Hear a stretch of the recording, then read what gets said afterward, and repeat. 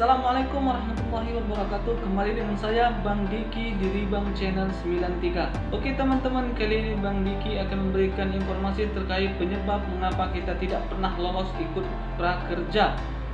Oke, sebelum kita melanjutkan video ini, jangan lupa like, subscribe, serta komen agar channel Bang Diki dapat berkembang dan dapat memberikan manfaat bagi kita semua. Oke, langsung saja di sini Bang Diki akan menjelaskan penyebab kita tidak pernah lolos ikut gelombang prakerja. Oke, penyebab yang pertama itu ya, NIK KTP tidak terverifikasi oleh database prakerja. Mengapa penyebab ini bisa terjadi? Yang pertama disebabkan bisa jadi karena kita kesalahan mengisi saat mendaftar kartu prakerja. Mungkin kesalahan mengisi nama ataupun tanggal. Adapun jika kita sudah benar melakukan pengisian tersebut, namun data tetap tidak terverifikasi di database prakerja, makanya pihak prakerja menyarankan kita untuk mengecek NIK KTP kita ke Dinas Catatan Sipil. Oke, itu penyebab yang pertama. Adapun penyebab yang kedua kita tidak pernah lolos ikut prakerja, yakni kita masih tercatat sebagai seorang siswa ataupun pelajar, baik itu kuliah ya ataupun masih dalam keadaan sekolah. Ini adalah penyebab kita tidak akan pernah lolos mengikuti kartu prakerja. Adapun penyebab yang ketiga, yakni kita termasuk data yang terlarang untuk menerima kartu prakerja. Lalu apa saja yang data terlarang untuk menerima kartu prakerja? Yakni yang pertama, kita sebagai pejabat negara. Dan yang kedua, kita sebagai aparat sipil ya, anggota sipil, mungkin PNS dan lain sebagainya. Yang ketiga, yakni kita mungkin adalah seorang anggota TNI dan Polri, dan kita termasuk sebagai aparatur aparat desa seperti kepala desa ya. Dan yang terakhir, tercatat sebagai seorang direksi dari perusahaan, maka kita tidak akan termasuk data yang terlarang untuk menerima kartu prakerja. Adapun penyebab yang keempat kita tidak pernah lolos ikut gelombang prakerja, yakni kita tercatat sebagai penerima bansos lainnya. Seperti di sini Bang Diki contohkan ya, punya ponaan Bang Diki bisa dilihat ya di layar ini.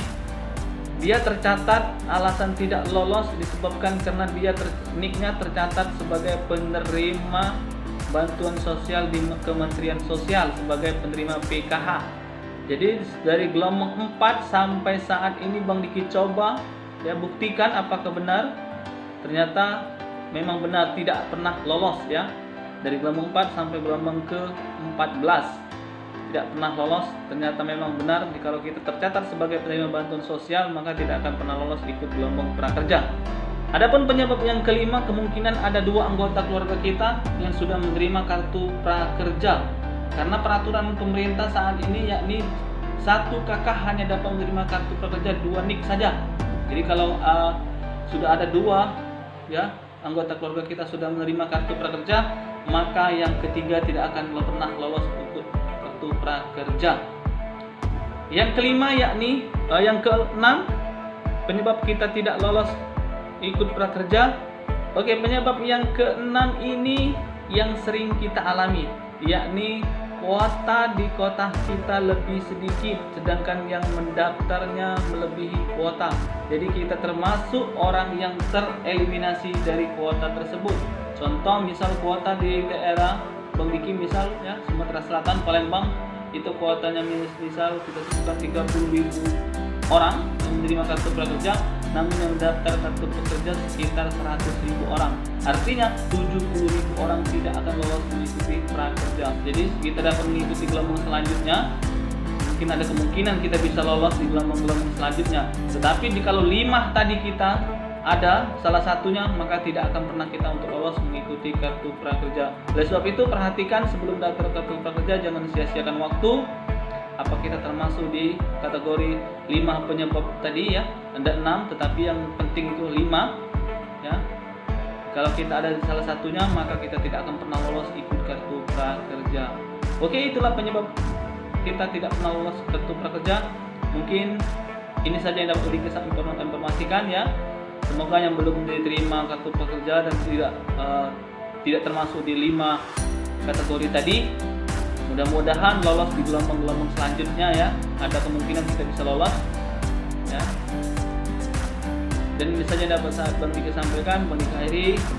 Assalamualaikum warahmatullahi wabarakatuh.